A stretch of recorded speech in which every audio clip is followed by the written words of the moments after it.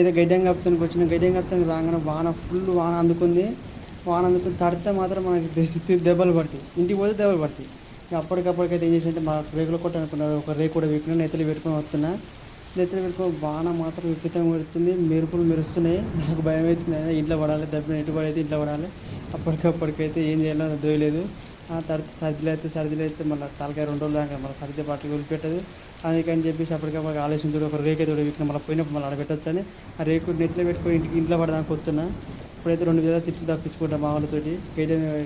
పడలు అయితే కట్టినా ఇట్లా నేను అడగకుంటే మంచిగా ఇంటికైతే నిమ్మలంగా అయితే వస్తున్నా. హాయ్ ఫ్రెండ్స్,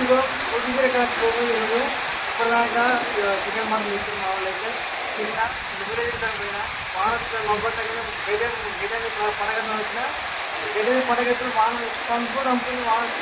మంచి మూమెంట్ అందుకొని ఎక్కడ జరుగుతుందని చెప్పేసి మాకు రెండో కొద్ది ఇక్కడ రేకు కూడా తీసుకొని ఎక్కడ పెట్టుకోవచ్చిన. ఎందుకంటే మన తలకాయ జరిగినట్టు మామూలు చిన్న దగ్గర తెలియదు, చిన్న ఇక రేకు అయితే వచ్చిన. నేను ముందుకు కాసుకొని ముళ్ళు ఒక సెలవు పడుతుంది ఇదే కావచ్చు. అంతే చల్ల వాతావరణం ఉంది. అందరికి రైతులందరికీ ముందుకు కాసుకుంటుంది. పత్తి గింజలు పెట్టిన రైతులు మాత్రం సంతోషించవచ్చు. మంచి గింజలు మాత్రం కూడా మంచిగా ఉంటాయి.